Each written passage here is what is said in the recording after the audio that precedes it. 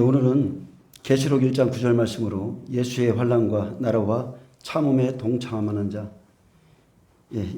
이 말씀을 가지고 좀 은혜를 나누겠습니다. 오늘 우리가 교동문을 읽었는데 그 교동문 안에 바울이 이런 고백을 했습니다. 우리가 이 보배를 질그리 가졌으니 이는 심히 큰 능력은 하나님께 있고 우리에게 있지 아니함을 알게 하려 함이라. 우리가 사방으로 우겨쌈을 당하여도 쌓이지 아니하며 답답한 일을 당하여도 낙심하지 아니하며 박해를 받아도 버림받지 아니하며 거꾸로 트림을 당하여도 망하지 아니하고 우리가 항상 예수의 죽음을, 다른 곳에는 예수 죽인 것을 몸에 짊어짐은 예수의 생명이 또한 우리 몸에 나타나게 하려 함이라. 우리 살아있는 자가 항상 예수를 위하여 죽음에 넘겨짐은 예수의 생명이 또 우리 죽을 육체에 나타나게 하려 함이라. 우리가 이런 존재입니다. 여러분, 우리의 존재의 가치를 아셔야 돼요. 사도 요한은 예수의 환난과 나라와 참음에 동참한 자라고 그랬습니다. 그러면 먼저 우리의 주 되신 예수님께서 고난을 받으셨죠. 이사야 51장을 좀 잠깐 읽어드릴게요. 이사야 선지자가 예언했습니다. 앞으로 메시아가 오실 것인데 그 메시아는 이런 분이시다. 근데 실제적으로 메시아가 이 땅에 왔었을 때 유대인들은 이런 메시아를 기다린 게 아니었죠. 성경과 다른, 말씀과 다른 메시아를 기다렸어요. 근데 이사야는 이렇게 말했습니다. 우리가 전한 것을 누가 믿었느냐? 여호와의 팔이 누구에게 나타났느냐? 그는 주 앞에서 자라나기를 연한 순 같고 마른 땅에서 나온 뿌리 같아서 고운 모양도 없고 풍채도 없은즉 우리가 보기에 흠모할 만한 아름다운 것이 없도다. 그는 멸시를 받아 사람들에게 버림받았으며 강고를 많이 겪었으며 질고를 아는 자라. 마치 사람들이 그에게서 얼굴을 가리는 것 같이 멸시를 당하였고 우리도 그를 귀히 여기지 아니하였도다. 그는 실로 우리의 질고를 지고 우리의 슬픔을 당하였거늘 우리는 생각하기를 그는 징벌을 받아 하나님께 맞으며 고난을 당한다 하였노라. 그가 찔림은 우리의 허물 때문이요 그가 상함은 우리의 죄악 때문이라. 그가 징계를 받음으로 우리는 평안을 누리고 그가 채찍에 맞음으로 우리는 나음을 받았도다. 우리는 다 양 같아서 그릇 행하여 각기 제 길로 갔거늘 여호와께서는 우리 모두의 죄악을 그에게 담당시키셨도다. 그가 곤욕을 당했다고 그랬습니다. 괴로울 때도 입을 열지 않았다고 그랬어요. 그는 마치 도수장에 끌려가는 어린 양과 털 깎는 자 앞에 잠잠한 양 같았다고 그랬습니다. 예수님께서 이런 고난을 당함으로 저와 여러분이 구원받은 겁니다. 누구든지 이 예수를 믿으면 구원받습니다. 오늘 계시록 1장 9절에 나 요한은 너희 형제요 예수의 환난과 나라와 참음에 동참하는 자라. 하나님의 말씀과 예수를 증언하였음으로 말미암아 반보라 하는 섬에 있었다 했습니다. 그래서 사도 요한은 예수의 환난과 나라와 참음에 동참한 자입니다. 그가 말하길 나는 너희 형제요 참음에 동참하는 자라. 이렇게 말한 것이 여러분 참 마음에 와닿지 않습니까? 나는 너희 형제이기 때문에 참음에 동참한 자다. 요한복음 21장에 예수님께서 약속하신 대로 주님께서 다시 오실 것을 기록하기 위해 요한이 밤모섬에 보내졌고 나머지 사도들도 예수의 환난과 나라와 참음에 동참하였기에 그들은 모두 십자가형과 칼로 인해서 죽임을 당했습니다. 그 사도 요한은 예수님으로 말미암아 사도직을 받은 자였고 자신의 글을 읽게 될 수신자들에게 나는 너희 형제요라고 자신을 밝혔습니다. 이 말씀은 내가 너희의 형제인 까닭에 이 복음을 전하기 위해서 예수 안에 있는 환난과 나라와 참음에 동참하게 된 자라는 뜻입니다. 그렇게 그리스도의 형제인 저와 여러분도 하나님께서 각자에게 주신 복음의 사명을 다 이루기까지 예수의 환난과 나라와 참음에 동참하게 될 것이고 그리고 이 마지막 시대에 각자의 사명을 마칠 때까지 그때까지 이 땅에 살아있게 될 것입니다. 요한은 하나님의 말씀과 예수를 증언함으로 밤모섬에 갇혔고 많은 고난을 당했습니다. 사도행전 14장 22절에 바울이 제자들의 마음을 굳게 하여 이 믿음에 머물러 있으라 권하고 우리가 하나님의 나라에 들어가려면 많은 환난을 겪어야 할 것이라는 말씀을 기억해야 됩니다. 그리고 바울은 고린도 11장에 참된 자랑을 했죠. 내가 부득불 자랑할진대 내가 약한 것을 자랑하노라. 무엇 때문에 약해요? 그리스도 예수 안에 있기 때문에 약한 거예요.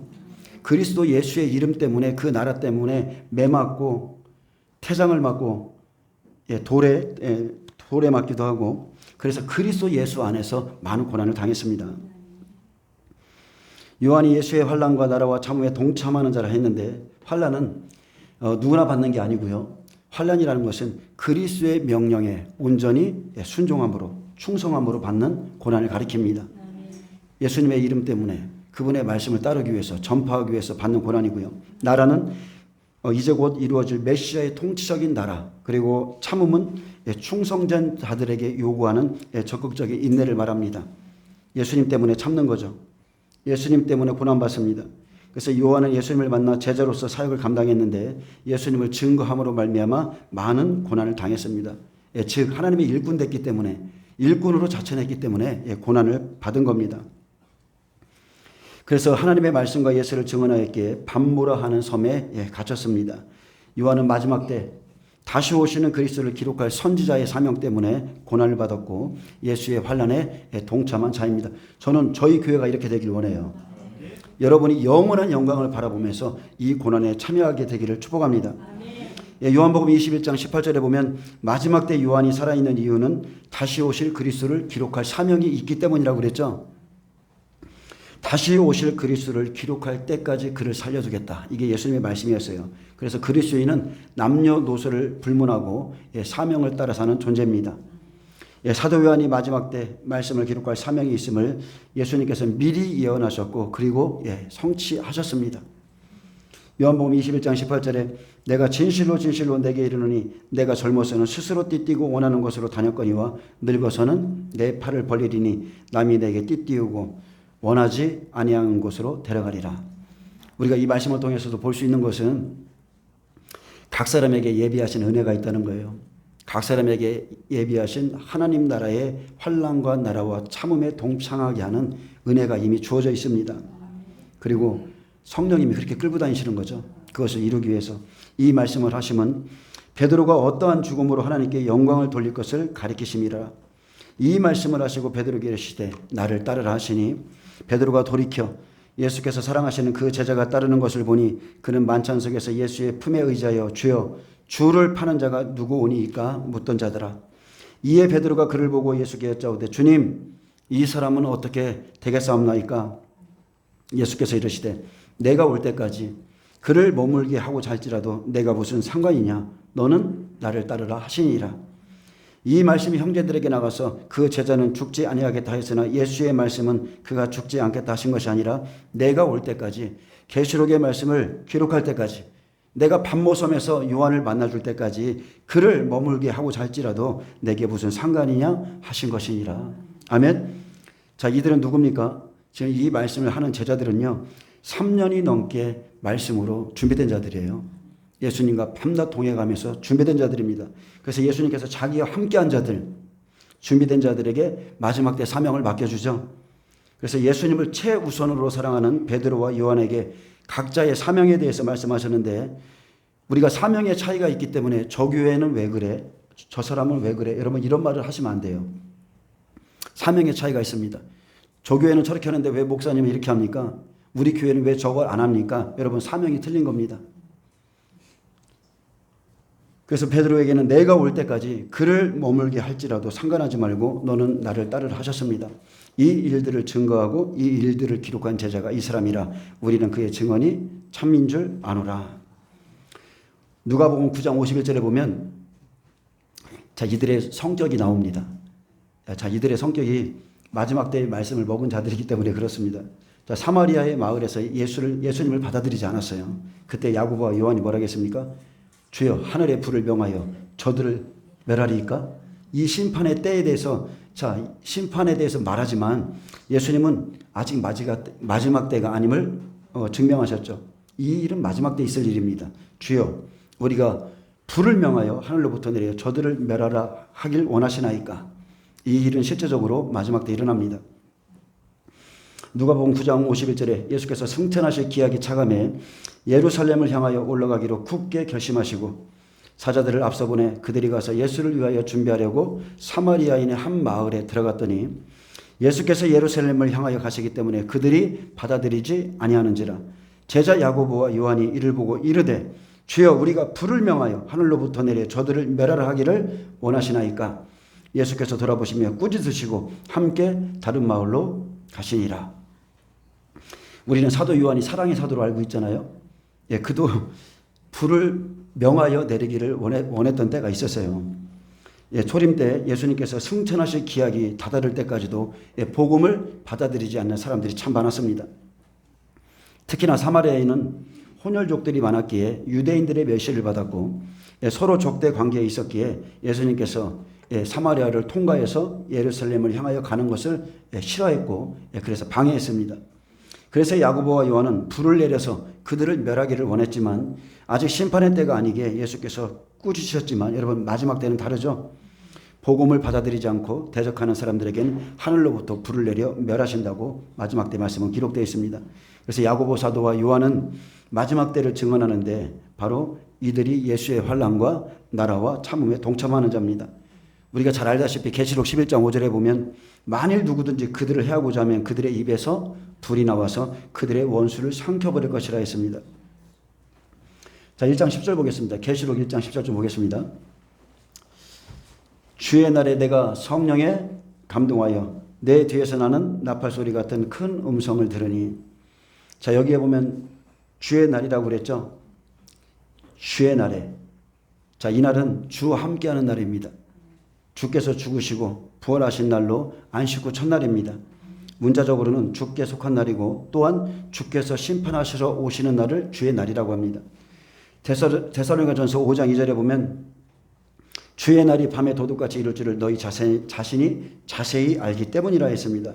그래서 주의 날은 안식 후 첫날인데 마가복음 16장 2절, 누가복음 24장 1절, 또 요한복음 20장 19절, 사도행전 20장 7절에 보면 안식 후 첫날은 주께서 죽으시고 부활하신 날이며 새로운 창조의 날이라 했습니다.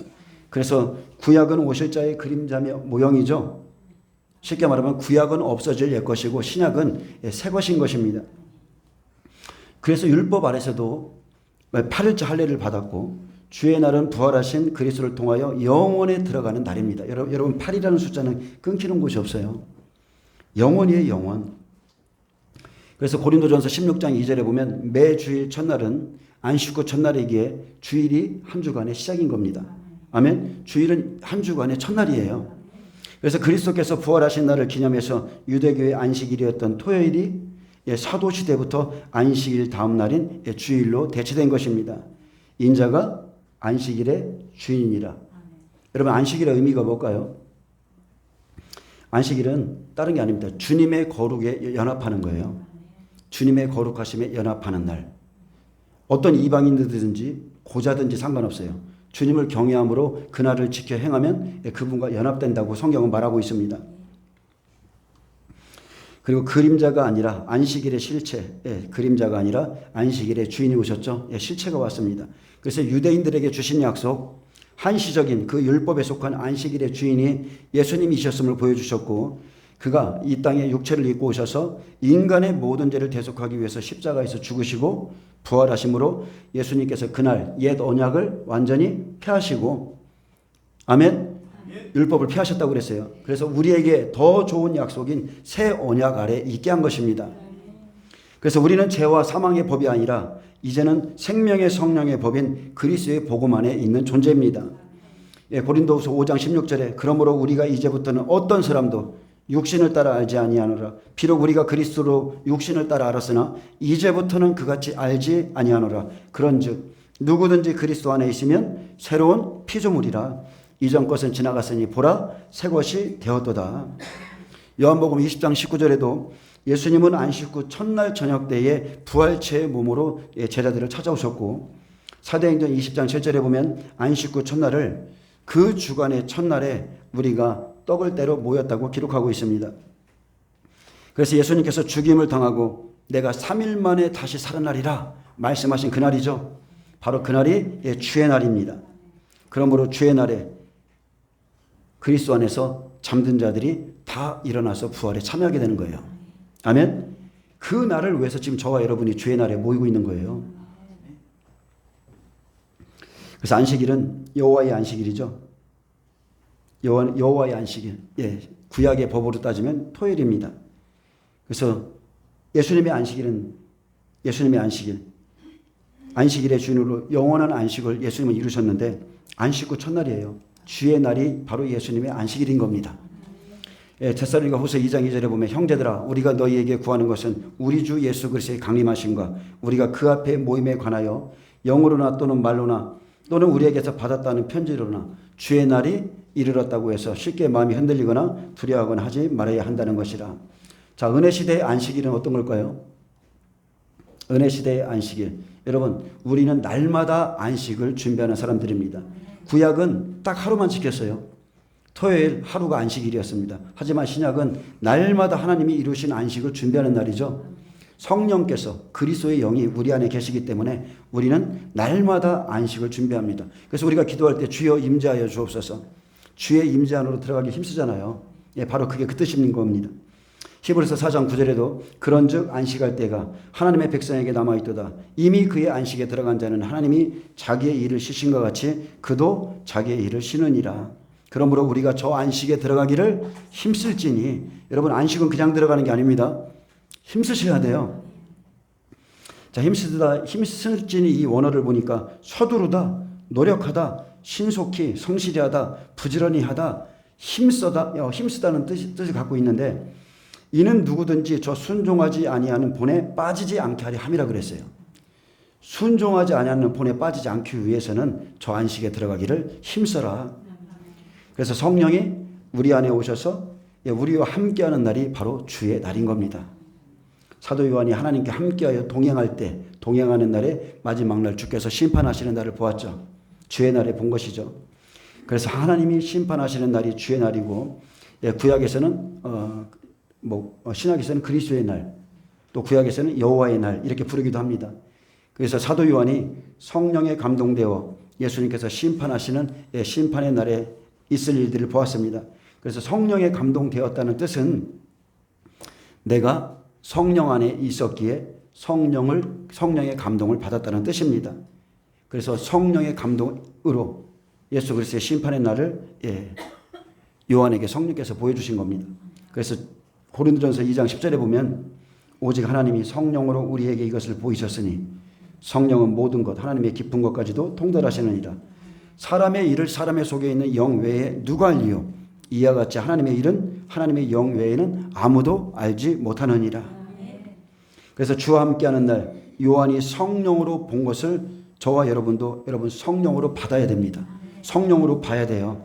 그래서 성령에 감동되어 기록한 것이 성경이기 때문에 우리도 성령의 감동을 받아서 풀어야 내 것이 되는 겁니다.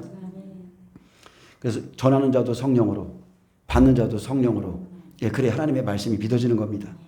그래서 주의 날은 마지막 때 심판하시는 날이죠. 데살로니가전서 5장 2절 주의 날이 밤에 도둑같이 이룰지를 너희 자신이 자세히 알기 때문이라. 자, 주의 날이 밤에 그랬어요. 이 날은 하나님이 심판하시는 날, 즉 하나님의 심판은 밤에 도둑같이 이른다 했습니다. 또한 데살로니가 후서 2장 2절에 영으로나 또는 말로나 또는 우리에게서 받았다는 편지로나 주의 날이 이르렀다고 해서 쉽게 마음이 흔들리거나 두려워하거나 하지 말아야 한다는 것이라. 자, 주의 날이 이르렀다고 해서 이 뜻은 심판하시는 날. 주의 날은 주님과 동행하는 날이면서도 또한 마지막 날을 주의 날이라고 부릅니다. 요한복음 12장 48절에 나를 저버리고 내 말을 받지 않은 자를 심판할 이가 있으니 곧 내가 한 그 말이 마지막 날에 그를 심판하리라. 그래서 주의 날은 마지막 날이에요. 내 말을 받지 아니하는 자. 그래서 말씀은 영이죠. 말씀이 하나님이죠. 말씀은 하나님의 영으로, 즉 말씀이 하나님이시기에 그 말씀이 그를 심판하는 겁니다. 지금 제가 여러분에게 전하는 말은 하나님의 말씀이에요. 그래서 마지막 날에 예수님의 그 말씀이 예수님의 말씀을 거부한 자들을 심판합니다. 그래서 요한이 자기 백성을 위하여 기도하다가 받은 내용이 계시록인데 성령에 감동되어서 마지막 때 심판하시는 일을 그가 받았습니다. 그래서 마지막 때는 또한 주의 날이라고 하고 마지막 날이라고 하고 또한 그리스도의 날이라고도 합니다. 그래서 고린도전서 1장 18절에 보면 주께서 너희를 우리 주 예수 그리스도의 날에 책망이 없는 자로 끝까지 경고하게 하시리라. 그래서 우리 주 예수 그리스도의 날은요, 죄인이 아니라 의인을 부르러 오는 날입니다. 그것이 예수 그리스도의 날이에요. 그래서 책망할 것이 없는 자로, 준비된 자로 시험을 우리가 받아야 됩니다. 또 빌립보서 2장 16절에 보면 생명의 말씀을 밝혀 나의 다름질이 헛되지 아니하고 수고도 헛되지 아니하므로 그리스도의 날에 내가 자랑할 것이 있게 하려 함이라. 그래서 그리스도의 날, 마지막 날이 그리스도의 날입니다. 바울은 이 날에 그리스도 앞에서 자랑할 것이 있도록 생명의 말씀을 밝혔다 했습니다. 나의 다름질이 헛되지 아니하고 수고도 헛되지 아니하도록 생명의 말씀을 밝힌 것은 바로 말씀을 통해서 생명에 이룬 그 열매를 하나님께 드리기 위해서죠. 그래서 생명의 말씀을 밝혔다는 뜻은 다른 게 아니죠. 말씀이 등이죠. 말씀이 또한 빛이기 때문에 생명의 말씀을 밝혔다 이렇게 표현하는 겁니다. 주의 말씀은 내 발의 등이요 내 길의 빛입니다. 그래서 밝혔다는 표현을 쓰는 거예요. 누가복음 17장 22절에 그날에 보라 저기 있다 보라 여기 있다 해도 가지도 말고 따르지도 말라고 그랬습니다. 이 날은 어떤 날이에요? 인자의 날입니다. 지금 제가 말씀드리는 것은 마지막 날인데 주의 날이라고 부르고 여호와의 날이라고 부르고 그리스도의 날이라고 부르고 인자의 날이라고 부르고 그날은 다 심판의 날이라는 거예요. 그래서 누가복음 17장 22절에 또 제자들에게 이르시되 때가 이르리니 너희가 인자의 날 하루를 보고자 하되 보지 못하리라. 이 인자의 날은 공중에 임하실 때죠. 사람이 너희에게 말하되 보라 저기 있다 보라 여기 있다 하리라. 그러나 너희는 가지도 말고 따르지도 말라. 예수님은 이 땅에 안 오십니다. 예수님은 공중에 오기 때문에 사람들이 여기 있다 저기 있다 해도 그 누구도 따르지 말라고 그랬어요. 그래서 인자의 날 예수님은 공중에 강림하시며 모두가 볼 수 있게 하십니다. 그래서 사람들이 그리스도가 저기 있다 여기 있다 해도 가지도 말고 따르지도 말라 하셨고 또 구약에서는 이 날을 여호와의 날이라고 그랬습니다. 선지자들이 이 날을 여호와의 이름으로 예언했습니다. 그래서 여호와의 날은 말라기 4장 1절에 보면 용광로 불같은 날이고 여호와의 날은 두려운 하나님 즉 심판하시는 하나님을 만나는 날이라고 했습니다. 아모스 5장 18절에 보면 심판하시는 하나님에 대해서 기록했는데 그 날이 여호와의 날이라고 그랬습니다. 화 있을진저 여호와의 날을 사모하는 자여 너희가 어찌하여 여호와의 날을 사모하느냐 그날은 어둠이요 빛이 아니라. 자, 이 시대에 얼마나 많은 사람들이 여호와의 날을 사모하고 있습니까? 근데 하나님은 화 있을진저 여호와의 날을 사모하는 자여 이렇게 말했어요. 마지막 때를 여호와의 이름으로 이렇게 말씀했습니다. 너희가 어찌하여 여호와의 날을 사모하느냐. 자, 이 시대는 아모스의 시대는 겉으로는 평화와 번영의 시대였습니다. 근데 내면적으로는 부패 그리고 불법과 종교적인 위선으로 가득 찬 악인들이 이 성전에 가득했죠. 그래서 그 안에서 이 사람들이 여호와의 날을 사모하고 있었습니다. 그래서 주님은 그날은 어둠이요 빛이 아니라 여러분 분명하게 그날은 준비한 자에겐 빛입니다. 그러나 준비하지 못한 자에게는 어둠의 날이 될 것입니다. 그래서 지금의 모든 교회는 그날의 빛의 날이 아니라 그날은 어둠의 날이라는 것을 깨달으셔야 돼요. 그래서 마지막 때 주 예수 어서 오시옵소서 이럴 것이 아니라 자신을 지금 재정비하셔야 됩니다. 그날이 어떤 날이냐? 마치 사람이 사자를 피하다가 곰을 만나거나 혹은 집에 들어가서 손을 벽에 대었다가 뱀에게 물린 같도다. 여호와의 날은 빛없는 어둠이 아니며 빛남 없는 깜깜함이 아니냐. 그래서 여호와의 날은 어둠에 있는 자들은 하나님을 피할 수 없는 날이 될 것입니다. 요엘서 1장 15절에도 보면 슬프다 그날이여 여호와의 날이 가까웠으나니 곧 멸망같이 전능자에게로부터 이르리로다. 여호와의 날은 마지막의 날이고 전능자에게서부터 슬픔과 멸망이 나오는 날이 바로 여호와의 날입니다. 한 사람도 결코 피할 수 없는 날, 각 사람의 행위대로 심판하신 하늘을 만나는 그날이 여호와의 날이에요. 자, 계시록 1장 10절에 보면 주의 날에 내가 성령에 감동되었더니 내 뒤에서 나는 나팔소리 같은 큰 음성을 들으니 했습니다. 자, 사도 요한은 내 뒤에서 나는 나팔소리 같은 큰 음성을 들었다고 했습니다.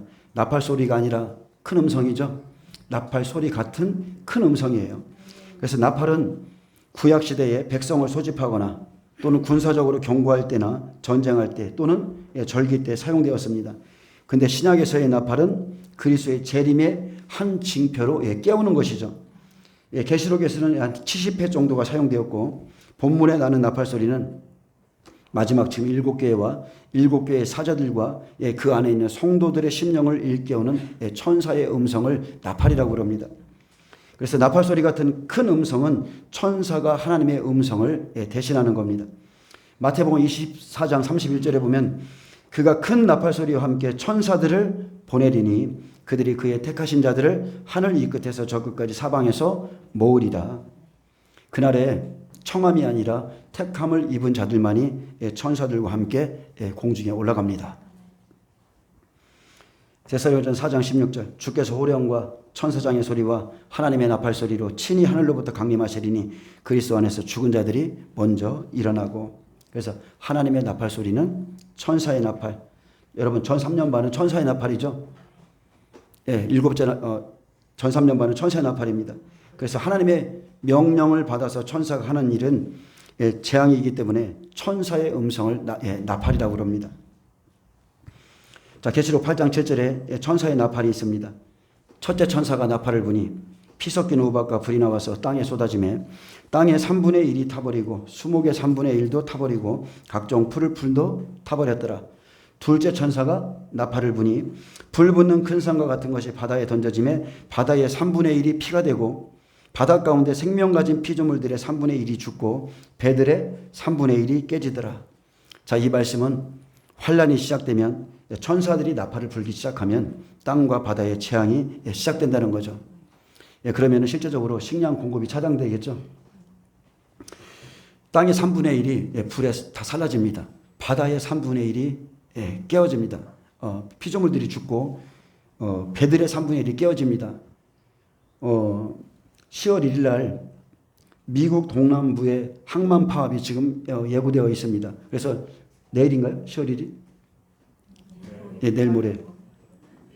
내일 모레부터 이제 미국의 동남부 항만 파업이 지금 예고되어 있고요.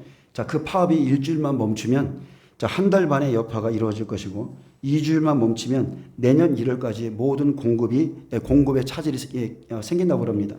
그래서 공급만 부족으로 또 한번 식품 등 소비자 물가가 상승이 불가피하다고 합니다. 그런데 환란 안에 들어가면 이것보다 더 심한 일들이 생긴다는 거예요. 모든 무역품이 다 깨집니다. 또 10절에 보면 셋째 천사가 나팔을 부니 횃불같이 타는 큰 별이 하늘에서 떨어져 강들의 3분의 1과 여러 물샘에 떨어지니 이 별 이름은 순수기라. 물의 3분의 1이 순수기 되매 그 물이 쓴물이 되므로 많은 사람이 죽더라. 그래서 셋째 나팔, 천사가 나팔 불면 이제 쑥물을 토하죠. 엄청난 배도가 일어납니다. 이때는 또한 마실 물도 없습니다. 그래서 천사의 나팔은 다른 게 아니에요. 재앙을 내리는 겁니다. 하나님의 음성을 받아서 명령대로 재앙을 내리는 것을 천사의 나팔이라고 합니다.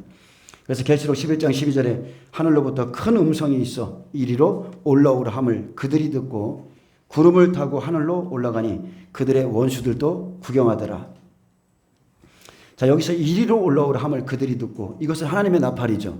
하나님의 음성이에요. 근데 누가 불어요? 천사들이 불어주는 겁니다.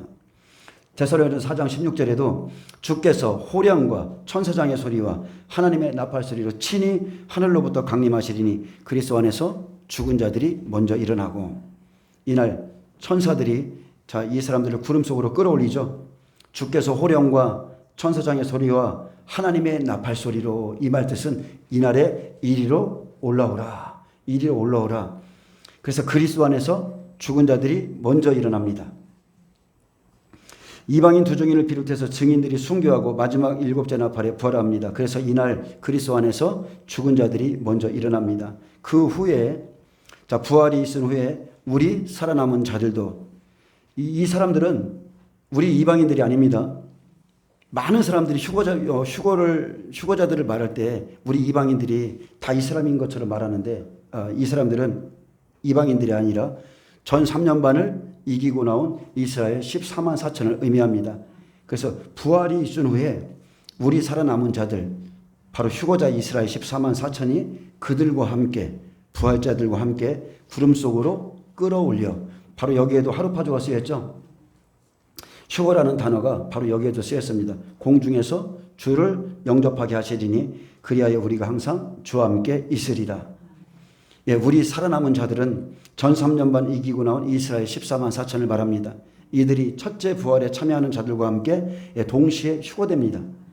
낚아채듯 갑자기 그들이 살은 채로 끌어서 하늘로 올려지죠. 부활자들은 부활체의 몸을 입고 이 사람들은 하나님이 새로운 변화체의 몸을 줄 겁니다. 이게 부활체라고 해야 되는지 변화체라고 해야 되는지는 모르겠지만 새로운 몸을 줘서 그들을 하나님의 예수님이 계신 곳으로 끌어올려지죠. 이 사람들은 모두가 보좌로 올려질 자들이고 예수님과 함께 다스릴 자들입니다. 또한 파수꾼의 나팔이 있습니다. 하나님의 음성을 듣고 하나님의 종이 나팔을 부는 것을 파수꾼의 나팔이라고 합니다. 그래서 나팔을 불어 백성에게 경고하는데 예레미야는 그 시대 하나님의 나팔이죠. 하나님의 나팔이에요. 에스겔 33장 1절에 보면 여호와의 말씀이 내게 임하여 이르시되 인자야 너는 내 민족에게 말하여 이르라 가령 내가 칼을 한 땅에 임하게 한다 하자 그 땅 백성이 자기들 가운데 하나를 택하여 파수꾼을 삼은 그 사람이 칼이 그 땅에 임함을 보고 나팔을 불어 백성에게 경고하되. 그래서 파수꾼의 나팔은 하나님의 음성인 겁니다. 파수꾼에게 나팔을 불어서 백성들에게 경고하고 경계하라 명령하셨습니다. 근데 이 음성이 이 음성이 하나님의 말씀이기 때문에 그들이 나팔 소리를 듣고도 정신을 차리지 않으면 그 임하는 칼에 제거함을 당할 것이라 했고 그 피가 그 죄악이 자기의 머리로 돌아갈 것이라 말했습니다. 그래서 파수꾼이 나가서 이제 곧 칼이 임한다. 그래서 정신 차리라. 이 외치는 말, 이 경고하는 말을 성경에서는 또한 나팔이라고 합니다. 이 나팔은 지금 제가 전하는 이 메시지가 여러분 나팔이에요. 경고의 메시지. 앞으로 주님의 강림이 있다. 지금 준비해야 된다. 여러분은 지금 하나님의 나팔, 그 음성을 듣고 계신 겁니다. 계시록 1장 11절 보겠습니다. 이르되 내가 보는 것을 두루마리에 써서 에베소, 서머나, 버가모, 두아디라, 사데, 빌라델비아, 라오디게 등 7교회에 보내라 하시기로. 자, 11절에 하나님의 음성이죠. 요한은 본 것을 계시록의 책에 기록해서 아시아에 있는 7교회에 보내라는 하나님의 음성을 들었습니다. 여러분 음성이 나팔인 거예요. 천사장의 아까 나팔은 다 재앙이죠. 그런데 하나님의 음성도 나팔입니다. 여기에 보면 써서 이 단어가 12번이나 반복되는데 계시록은 하나님의 권위로 기록한 책입니다. 그래서 각각의 교회에 보내라 하신 특별한 메시지가 있습니다. 그래서 7교회에 대한 메시지는 마지막 시대 모든 교회가 받아야 될 메시지고 요한이 성령에 감동되어 듣고 본 환상을 7교회에 보내라 하신 것은 바로 마태복음 25장에 종말에 열 처녀가 신랑이 오는 것을 알고 준비하듯이 재림 전에 모든 교회가 예수님 오심을 알고 준비해야 되기 때문에 그렇습니다. 자, 예수님께서 십자가에서 죽으시고 성령이 임하셨을 때 바울이 복음을 전파해 세운 것이 아시아의 7교회입니다. 근데 은혜 시대가 마칠 때가 되면 모든 이방인들의 그 교회는 계시록 안에 7교회 모양으로 다 들어가 있습니다. 어떤 교회든지 7교회 이 안에 모양으로 다 들어가 있다는 겁니다. 하나님은요 마지막 때에 모든 교회 안에 영적인 실상, 모든 모습, 종들의 영적인 상태, 모든 거 다 드러냅니다. 다 드러내 주시는 이유는 은혜죠. 여러분 그게 은혜예요. 나의 치부를 하나님이 다 하나씩 드러내 주시는 것은 돌이켜서 회개하고 주님을 맞이해야 하기 때문에 그렇습니다. 계시록의 시대는 이미 지금 문 앞에 와 있어요. 사도 요한이 받은 이 메시지가 복음을 받은 이방인 교회에 다 들어올 때가 되면 바로 심판의 날이 문 앞에 이룬 줄을 여러분 아셔야 됩니다. 다른 말 다 할 게 없습니다. 이 계시록은 인봉으로 되어 있는 책이에요. 근데 때가 되었기 때문에 지금 이 인봉이 풀린 겁니다. 여러분 보세요. 역사상 이런 시대 있었습니까? 계시록의 말씀 때문에 그 말씀을 듣고자 신천지에 수십만 명이 모이고 며칠 전에 천안에도 2만 명이나 모였었죠. 여러분 역사상 이런 시대가 있었어요? 없습니다. 지금은 마지막 시대예요. 여기저기서 제가 어제 신학교를 갔다 왔는데 신학교에 가니까 다른 우리 졸업생 중에 한 목사님이 계시록에 대한 책을 2권 집필해서 거기다 써놓으셨더라고요. 지금은 그런 시대예요. 모든 주의 종들에게 지금 계시록의 말씀이 열어지고 지금 이 말씀을 하나님이 듣기를 원하시는 겁니다. 또 계시록의 말씀이 전파되지만 여기에도 참이 있을 수 있고 거짓이 있을 수가 있습니다. 바울과 또 요한은 12제자를 바울 사도와 또 요한은 열두 제자들을 대표하는데, 자, 열두 제자의 특징은 다른 게 아니죠. 예수님께 직접입니다. 직접 복음을 들은 사람들이고, 근데 바울은 성령을 통해서 봤죠. 그리고 다시 한번 3년 동안 아라비아 강해로 들어가서 구약 성경을 성령님과 함께 깨닫기를 시작했습니다. 그래서 하나님은 여러분 이걸 아셔야 돼요. 이 마지막 시대에 여러분 어떤 일이나 사역에 빠지지 마세요. 제가 권면하고 싶은 건 그겁니다. 그 시간보다 여러분 기도하세요. 하나님과 깊은 교제를 나누시기를 축복합니다. 왜 그러냐면 어떤 사역이나 일보다 하나님과 교제하는 것, 이것을 하나님이 더 원하시기 때문에 그렇습니다. 마르다와 마리아의 모습을 보여주면서 내가 더 좋은 것을 택했다고 그랬어요. 그래서 미가서 6장 8절에도 사람아 주께서 선한 것이 내게 무엇임을 내게 보이셨나니 여호와께서 내게 구하시는 것은 오직 정의를 행하며 인자를 사랑하며 겸손히 내 하나님과 동행하는 것이 아니겠느냐. 하나님이 원하시는 것을 하나님이 원하시는 것을 하는 것이 하나님을 사랑하는 겁니다. 예를 들어서 노아에게요. 노아야, 이제 내가 세상을 심판할 테니까 너 방주를 만들어라. 그러면은 방주를 짓는 것이 하나님을 사랑하는 거예요. 다른 일을 할 수도 있습니다. 근데 다른 일을 하는 것보다 하나님이 명령하신 것들, 노아는 여호와께서 명령하신 것을 다 준행하였더라. 그게 하나님을 사랑하는 것이죠. 바울은 광야에서 예수님의 가르침과 구약 성경 그 성령을 통해서 더 깊이 깨달았습니다. 여러분 이런 때가 있습니다. 사람 만나는 것보다 사역보다 하나님 만나는 게 더 기쁜 때가 있어요. 저도 그렇습니다. 지금도 사실 선택하라 그러면 사람과 있는 것보다 하나님과 홀로 있는 게 훨씬 좋습니다. 사람을 만나는 것과 사역을 많이 한다고 이것은 결코 좋은 게 아닙니다. 왜 그러냐면 그것은 사실은 영적으로는 크게 득이 없습니다. 사명이기 때문에 하는 것이지, 예를 들어서 목회자가 바빠져서 교회에서 살지 않고 기도하지 않고 여기저기 돌아다닌다면 그 사람이 영적 성장 멈추고, 교회도 마찬가지입니다. 영적으로 혼탁해지기 시작합니다. 여러분 교회의 기도가 끝이면 교회는 혼탁해지게 돼 있어요. 교회는 분명히 이사야가 말했고 또 신약에 말했듯이 만민이 기도하는 집이라 했습니다.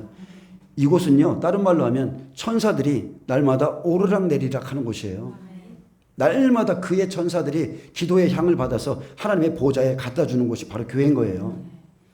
그래서 목회자는 구제하는 일이거나 아니면 세상 일을 다 내려놓고 오직 말씀과 기도에 전념해서 이곳에서 하늘의 불을 꺼트리지 않는 게 목회자의 사명입니다.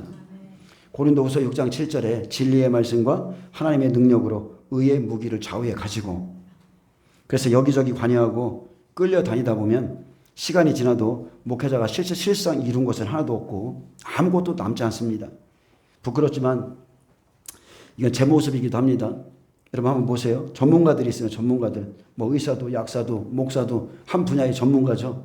근데 뭐를 처방을 해줘야 되는데 그때서야 인터넷을 검색하는 의사들이 있죠. 인터넷 검색하는 의사, 약사들이 있습니다. 목사들이 있습니다. 그 사람들은 실력이 없는 자들이에요. 한마디로 말하면 비전문가죠. 자기가 배워야 될 때 몸부림치지 않았다는 거예요. 실망스러운 실력자들. 그게 저의 모습이고 사실은 이 시대 교회의 모습입니다. 그래서 전문가가 돼야 된다는 겁니다. 한 분야의 전문가. 자, 바울은 이방인의 사도입니다. 자기 백성이 예수 그리스도를 믿지 않으니까 이방인에게로 가서 7교회를 세웠습니다. 베드로 유대인의 사도고 할례자의 사도죠. 그는 종말이 오기 전에 베나산에서 주님의 영광, 다시 오시는 왕권을 가진 예수님의 그 영광의 모습을 본 후에 초막셋을 짓겠습니다. 그 집을 짓기 원했죠. 이 집이 뭐예요? 말씀의 집. 장막에 들어갈 말씀의 집이에요. 그래서 준비할 때는 새 시대, 선지자의 시대는 새 시대, 그리고 마지막 종말 시대는 아무것도 준비할 수가 없습니다. 초막셋은 다른 게 아니에요. 믿음의 집을 말하는데 하나는 모세를 위해서, 자, 모세는 이스라엘 백성이죠. 하나는 예수님을 위해서, 예수님은 복음 시대죠. 또 하나는 엘리야를 위해서, 마지막 엘리야의 능력으로 오는 이방인 두 증인의 시대, 그것을 의미합니다. 그래서 사도 요한은 마지막 때 사도인데, 사도 요한이 받은 마지막 때 복음은 자, 은혜 시대가 마쳐야 돼요. 마치고 마지막 시대에 이제 7교회에 전하라 했습니다. 그래서 마지막 때 교회를 에베소, 서머나, 버가모, 두아디라, 쉽게 말하면 에소보두 사빌라인데 이렇게 7교회로 나눠놨는데 은혜 시대 안에 있는 7교회가 아니라 계시록의 뚜껑이 열리고 아멘 말씀이 이제 풀어지기 시작하고 마지막 그 7교회에 전하라는 뜻이에요. 그래서 7교회는 7 종류의 교회인데 예수님 다시 오실 때 열방의 모든 교회가 7교회 중에 한 모습으로 존재하고 있다는 겁니다. 그래서 반모섬에서 기록한 말씀을 에베소, 서버나, 버가모, 두아디라, 사데, 빌라델비아, 라오디게아 등 7교회에 보내라 했습니다. 그래서 계시록은 속히 될 일, 반드시 속히 일어날 일. 그래서 이게 풀어졌다는 것은 이제 곧 이 일이 시작된다는 거예요. 은혜 시대가 끝나고 마지막 시대의 이 말씀으로 이제 곧 환란을 맞이할 교회들에게 전하라 하신 거예요. 그래서 우리에게는 시간이 많이 있는 게 아닙니다. 많은 사람들은 이 말씀을 들으면서도 주님이 더디 오신다고 생각하는 분이 계신데 절대 그렇지 않습니다. 이 말씀이 풀어지면 이제는 주님 곧 오세요. 그래서 바울을 통한 아시아 7교회는 복음을 받아들였던 교회입니다. 그래서 재림 직전에 각 교회의 모습을 기록해 놓으신 것이고 예수님이 오시는 것은 이제 곧 속히 될 일이기 때문에 내가 본 것과 지금 있는 일과 장차 될 일을 기록하고 전하라 했습니다. 그래서 우리 시대의 각 교회의 모습은 나의 모습이죠. 우리 교회의 모습은 이 7교회의 모습 속에 들어있어요. 한 모습으로 존재합니다. 그래서 각 교회의 특색이 있듯이 교회의 영적인 모습과 상태는 다 다릅니다. 그래서 환란 직전에 있는 교회들이기 때문에 교회 안에 죄악 드러내셨고 종들의 모습 다 드러내 주시고 거기서 빨리 돌이키라 말씀하신 겁니다. 어떤 교회에서는 나오라고 하셨죠. 어떤 교회에서는 돌이키라고 하셨죠. 어떤 교회에 대해서는 내가 가진 그 믿음을 굳게 붙잡으라고 그랬죠. 교회의 모습이 있어요. 그래서 모든 교회가 이 7교회 안에 들어있기 때문에 성령이 교회들에게 하시는 말씀을 들을지어다. 심판 전에 듣고 돌이키라 하신 겁니다. 그래서 요한이 성령에 감동되어 음성을 들었고요. 말씀하신 그 주님의 모습은 12절에서 16절까지 기록해놨습니다. 이것은 천사를 통해서 지시하셨고 보좌에 계신 예수님은 주님은 부활체입니다. 주님이 자신을 계시하기 전까지는 그 누구도 보지 못합니다. 아멘? 누구든 직접 보지 못한다는 거예요. 그래서 대신에 천사를 통해서 심판하실 주님의 말씀, 음성을 듣는 거예요. 그래서 이제 공의의 말씀을 통해서 열 처녀에게 기름 준비를 시키는 겁니다. 자, 등을 가지되 기름을 준비하지 않은 자들은 미련한 처녀들이기에 의의 말씀으로 생명을 이뤄갈 수 있도록 말씀을 주시는 거죠. 그래서 12절에서 16절은 왕권을 가지고 오실 심판의 주님의 모습을 기록해 놨습니다. 하나님의 모습을 직접 본 것이 아니라 천사를 통해서 하나님의 형상을 보여주신 겁니다. 그래서 기약이 이르기까지는 하나님의 모습을 직접 본 사람이 한 사람도 없습니다. 여러분 이거 믿으십니까? 디모데전서 6장 15절 기약이 이르면 하나님이 그의 나타나심을 보이시리니 하나님은 복되시고 유일하신 주권자이시며 만왕의 왕이시며 만주의 주시요 오직 그에게만 죽지 아니함이 있고 가까이 가지 못할 빛에 거하시고 어떤 사람도 보지 못하였고 또 볼 수 없는 이시니 그에게 존귀와 영원한 권능을 돌릴지어다. 아멘. 또한 요한복음 5장 37절에는 또한 나를 보내신 아버지께서 친히 나를 위하여 증언하셨느니라. 너희는 아무 때에도 그 음성을 듣지 못하였고 그 형상을 보지 못하였으며 그 말씀이 너희 속에 거하지 아니하니 이는 그가 보내신 이를 믿지 아니함이라. 자, 그 형상을 보지 못하였다고 그랬습니다. 나팔소리 같은 큰 음성을 듣고 말씀으로 기록하게 하신 거죠. 또한 요한이 1서 4장 12절에 어느 때나 하나님을 본 사람이 없으되 만일 우리가 서로 사랑하면 하나님이 우리 안에 거하시고 그의 사랑이 우리 안에 온전히 이루어지느니라. 자, 하나님을 보는 방법이 있죠. 만일 우리가 서로 사랑하면 하나님이 우리 안에 거하시고 자, 말씀을 통해서 하나님의 성품이 우리 안에 거하시죠. 볼 수는 없지만 우리가 서로 사랑하면 하나님이 우리 안에 거하시는 것을 스스로 알 수 있습니다. 요한일서 4장 15절에 누구든지 예수를 하나님의 아들이라 시인하면 하나님이 그의 안에 거하시고 자, 시인하면 거하신다고 그랬어요. 그래서 우리가 예수님을 영접시키는 걸 보고 어떤 사람은 야 그렇게 한다고 구원이 이루어지겠나 이런 분도 있는데 예수님을 누구든지 시인하면 구원받습니다. 아멘. 그분이 우리 안에 들어오세요. 누구든지 예수를 하나님의 아들이라 시인하면 하나님이 그의 안에 거하시고 그도 하나님 안에 거하느니라. 하나님이 우리를 사랑하시는 사랑을 우리가 알고 믿었노니 하나님은 사랑이시라. 사랑 안에 거하는 자는 하나님 안에 거하고 하나님도 그의 안에 거하시느니라. 아멘. 여러분 안에 하나님이 계십니까? 어떻게 알 수 있어요? 설명할 수 있어요? 어떻게 보여줄 수 있어요? 근데 알죠? 하나님이 우리 안에 계심을 알잖아요. 혀는 우리 안에 있어요. 근데 혀는 우리 눈으로는 못 봅니다. 근데 미각을 통해서 혀가 존재하는 걸 알죠? 맛을 느낄 수가 있어요. 우리 안에 있는 여호와의 선하심을 우리는 날마다 맛보아 아는 존재입니다. 하나님의 사랑이 우리 안에 거하면 하나님이 우리 안에 거하시는 줄을 자연히 알게 됩니다. 자, 그리고 그분께서 우리에게 성령을 주시죠. 그의 성령을 우리에게 주심으로 우리가 그 안에 거하고 그가 우리 안에 거하시는 줄을 아느니라. 자, 성령을 눈으로 볼 수 없습니다. 하나님은 영이시기 때문에 볼 수 없기 때문에 바람으로 비유하신 거예요. 보이지 않지만 존재한다. 바람이 어디에 부딪히면 부러지고, 그죠? 날리고 존재한다는 거예요. 영으로 존재해요. 그래서 거듭난 자라면 우리가 그 안에 거하고 그가 우리 안에 거하시는 것을 스스로 알 수 있게 된다고 그랬어요. 예수 그리스도가 너희 안에 계신 줄을 알지 못하느냐? 알지 못하면 버림받은 자라고 그랬어요. 알 수가 있습니다. 예, 계시록을 기록한 사도 요한이죠. 근데 그가 이렇게 말했습니다. 어느 때는 하나님을 본 사람이 없다 말했어요. 예수님은 아무도 그 형상을 보지 못하였다 증언하셨고, 바울도 하나님은 그 어떤 사람도 보지 못하였고 또 볼 수 없는 이시라 이렇게 증언했습니다. 기약이 이르기까지, 그날까지는 못 보는 거예요. 그래 출애굽기 33장 20절에 보면 또 이르시되 내가 내 얼굴을 보지 못하리니 나를 보고 살 자가 없음이라. 죄인이 하나님을 보면 죽을 수밖에 없기에 하나님의 얼굴을 본 자는 아무도 없습니다. 여호와께서 또 이르시기를 보라 내 곁에 한 장소가 있으니 너는 그 반석 위에 서라. 오직 볼 수 있는 것은 예수 그리스도예요. 그 반석 위에 서라. 내 영광이 지나갈 때에 내가 너를 반석 틈에 두고 내가 지나도록 내 손으로 너를 덮었다가 손을 거두리니 내가 내 등을 볼 것이요 얼굴은 보지 못하리라. 하나님을 본 사람이 있어요 없어요? 없어요. 모세가 시내산에 올라가서 하나님을 대면해 봤다고 그랬지만 그분의 얼굴을 본 게 아닙니다.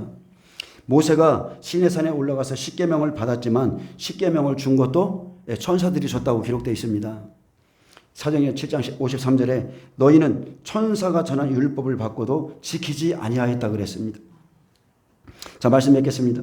사도 요한은 성령에 감동되어서 마지막 때 교회들이 환난 속에서 치료해야 될 장래의 일들을 다 보고 기록했습니다. 사도 요한을 감동시킨 그 동일한 성령님이 저와 여러분 안에 거하시기에 우리에게 필요한 것은 이 시대의 성령의 감동과 감화죠. 엘리사가 엘리야의 성령이 행하시는 갑절의 능력을 받기 원해서 따라다녔듯이 우리가 성령을 사모하고 더 깊은 성령에 감동되시기를 축복합니다. 성령님과의 친밀한 가운데 살아갈 때에 하나님의 비밀한 일들을 하나하나 가르쳐 주시고 깨닫게 합니다. 장차 온 세상에 임해서 땅에 거하는 자들을 시험할 때에 또한 우리를 지키시는 분이 누구요? 성령님이세요. 오직 성령입니다. 그분께서 인내의 말씀을 지키도록 우리를 도우실 것이고 그분께서 우리를 예수의 환난과 나라와 참음에 동참한 자로 만드실 겁니다. 성령님을 의지하시기를 축복합니다. 기도하겠습니다. 주님 감사합니다. 예수님께서 가셨던 그 십자가의 길을 우리가 걸을 수 있도록 예수의 참음과 나라와 환난에 동참하는 자가 다 될 수 있도록 우리를 이끌어 주옵소서. 감사하며 예수님의 이름으로 기도합니다. 아멘. 하나 경험 박수를 드립니다.